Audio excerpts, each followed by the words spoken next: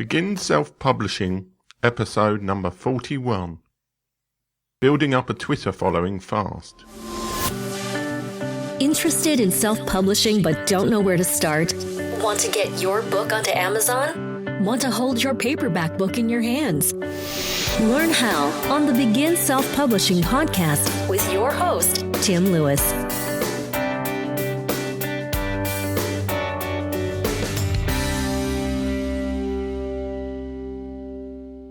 In this episode, I talk about a repeat of an experiment that I performed when I started on my self-publishing journey, which is seeing how quickly I could build up a Twitter following with a Twitter account, spending relatively little time actually doing it. In under 6 months, from about October, November time, I've managed to build up my Begin Self-Publishing Twitter account to over 1,000 followers. That account is Begin SP Podcast, and at the moment, as things stand, I've got 1,025 followers. I also did the same thing a few years ago with my Stone and Press main Twitter account, which at the moment's got about 4,500 followers, so I managed to acquire in just over 2 years. I worked out that if you have the right tools, then you don't need to spend that long actually trying to build up a Twitter following. I'm not going to take you through the basics of Twitter in this episode. There are plenty of good online tutorials, such as one from Mashable that I've included in the show notes to this episode. I'm just going to take you through the procedure I use for building up followers on Twitter. In some ways, the number of followers you have is what would be called a vanity metric. It's not that important, grand scale of things. However, the more Twitter followers you have, the more legitimate your account seems. If you've only got 10 followers on Twitter, then it's going to be hard for people to take you seriously as an author. Because a lot of people do just look at that Twitter follower number to work out how big an author you are. So it's worth building up a reasonable following, at least over a couple of hundred, as fast as you can. So I'm going to tell you how I did it in this episode. There are a number of other ways of doing it, and I'm sure there are probably better ways of doing it if you spend a bit more time on it. However, I've tried to keep mine as a minimal, low-effort approach, and it does seem to work in terms of acquiring a few followers at regular intervals. One thing I would definitely warn against is purchasing Twitter followers from these online Twitter following groups. While at the best you may acquire a load of followers who are just from some farm somewhere in Asia or Africa, at worst you're going to be ripped off and giving your card details to some dubious company who will then rip you off in as many ways as possible. So I certainly wouldn't go to any of these accounts where they say buy 10,000 Twitter followers for $5. Especially as it's actually not that hard to gain Twitter followers reasonably easily, so I'm going to take you through in this show. There are several tools that I use to build followers. I use the Twitter iOS app. I think the Android app has the same functionality. It's actually a lot easier for managing followers than the web interface. Bizarrely, it's a lot easier to keep track and to add new people to follow on the mobile app than it is on the actual website. I also use a website called Twitonomy, which has enough free services to allow me to be able to unfollow back people who are not following me. There are various other services that are similar, like Crowdfire and Follow a Wonk, that do the same sort of thing, but Twitonomy is the one that I'm using. I used to use one called Social Bro, but the free functionality seems to have disappeared in terms of being able to track who hasn't followed you back. I also use a site called Buffer, which is also available as an app and has free and premium options. At the moment I'm using the premium option because I use it for Facebook and Google Plus as well as for Twitter. For the free version you can schedule up to 10 posts with it, and if you've just got one Twitter account then this is perfectly adequate. I use Buffer as a tool to allow me to schedule tweets ahead in the future, regular intervals. This makes tweeting so much easier. I do occasionally use the Twitter website version, mainly for looking up followers to follow and for the analytics, which are very good. I also use sites such as Feedly and Alltop for finding things to post out onto my Twitter feed. Most of the time, though, I'm just using the Twitter app occasionally through the day to follow people back who followed me. However, you do need to do things occasionally to build up new followers. So the method I use is basically the following. Follow people who might be relevant to your book or niche. So if your book is about how to be an accountant, you probably want to look for people who are into accountancy as people to follow on Twitter. But I'll come on to that more in a minute.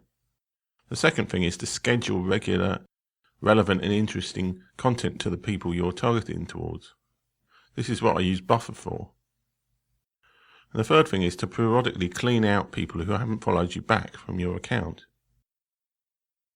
This is a little bit controversial to some people, but I think if you want to be serious about building up your following, you need to have it so that you've got about the same number of followers as people you're following. Otherwise it makes you look desperate, which in some ways you are desperate for new followers, but you don't want to appear to be that way.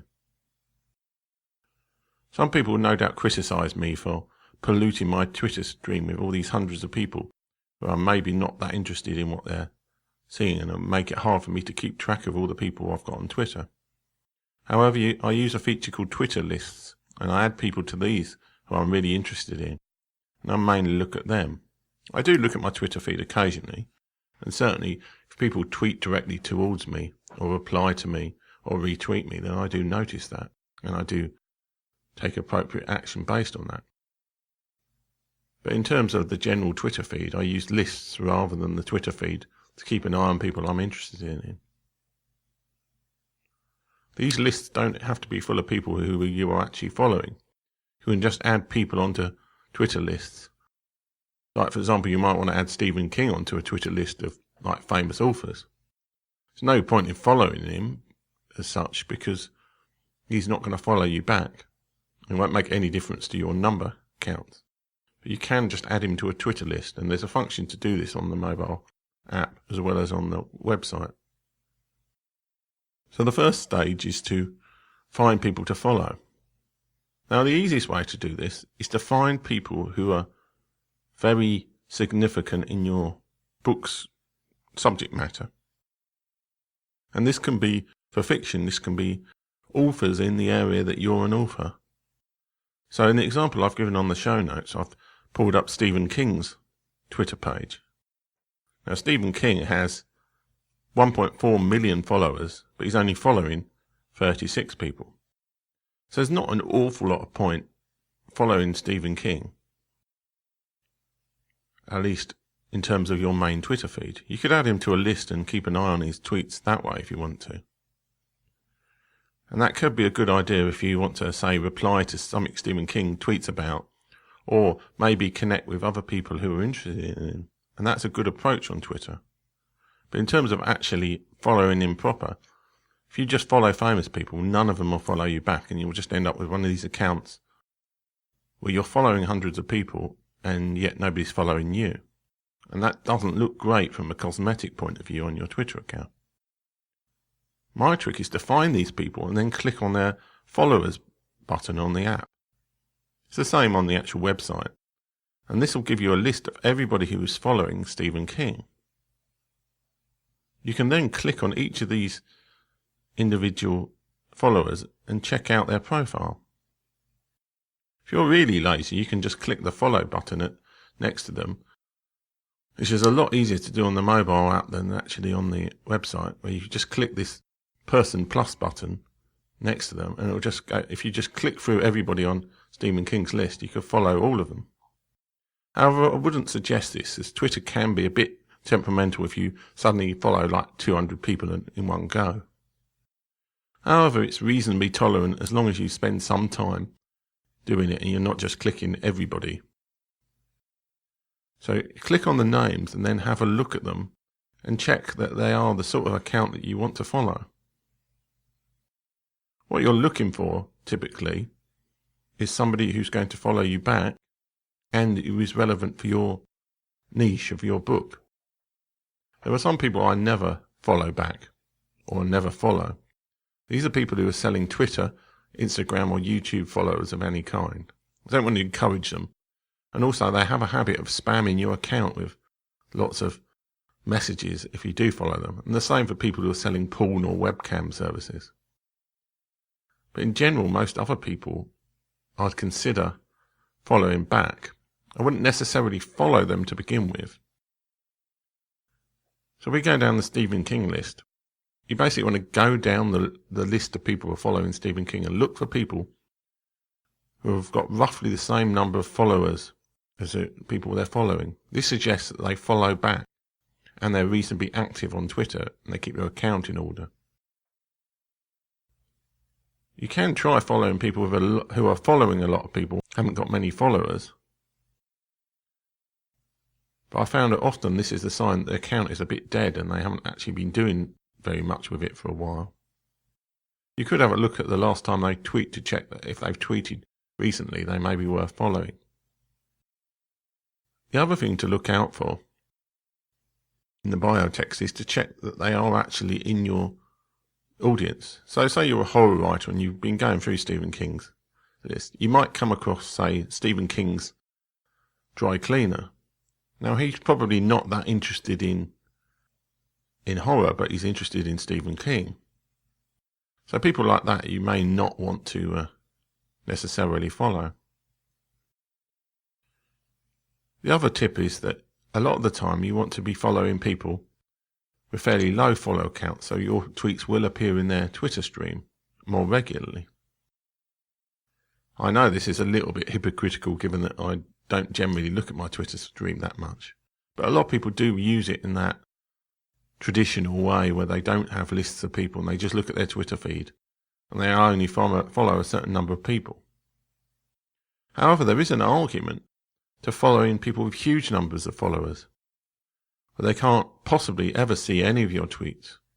And the reason it is that, and I've observed this, and it's a little bit anecdotal, and I'm hoping it's correct, but I've certainly seen it once I've followed people with a huge number of followers. If they've got a huge number of followers and they follow back, so you've got about say you've got 1 million followers, but they're following 1 million people. And what appears to happen with the algorithm that Twitter uses to suggest people to follow, that seems to be based on who else they're following.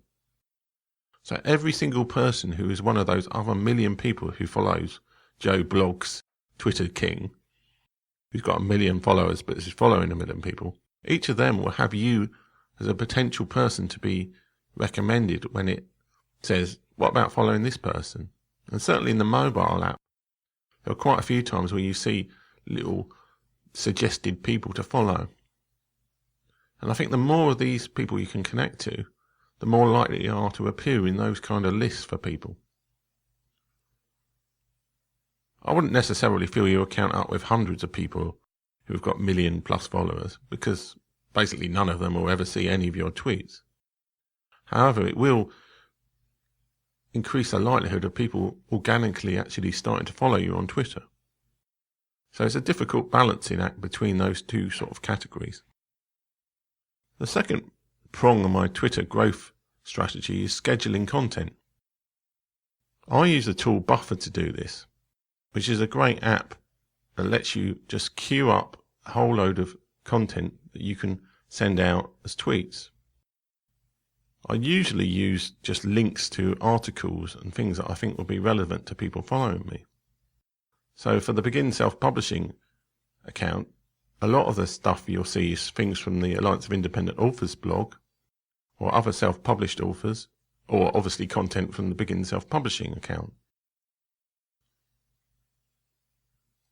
You could do this all manually without using a tool like Buffer.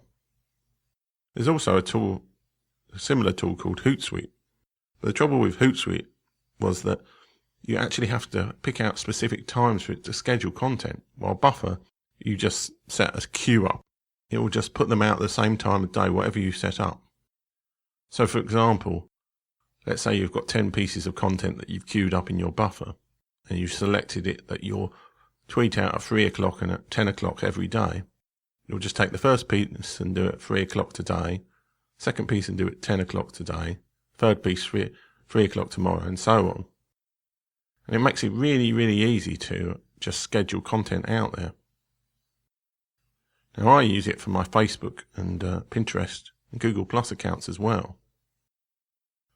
So that just having 10 pieces of content isn't enough for me. But if you're just using it for Twitter, those 10 pieces available in the free plan should be enough for you to be able to keep going for a couple of days. There's various arguments about how often you should actually schedule your posts. I used to, at one stage, do 5 times a day. Now I've gone back to about 3 times a day. It's very hard to actually find this content to post out. I use tools such as Feedly and Alltop to look for articles and blogs that I subscribe to. And you can take those and then, using the tools that Buffer provides, especially on iOS, you can actually just easily schedule them in your buffer. The last part of my process is to clean up non-followers. It's a little bit controversial, because some people say, oh, well, you should be following people because you're interested in them. I'm really just bothered about those metrics at the moment. So I use the Twitonomy site, and I select followers, and then you can select followers who aren't following back. And I go through that list and I unfollow people. This isn't an exact science, and certainly if I followed a load of new people recently, then I'll leave it for a while before going through the process of unfollowing. I probably do this like once a week or once every 2 weeks or so. It does make your account look a lot better if you haven't got a huge number more people that you're following than are following you. It's just a psychological thing as much as anything.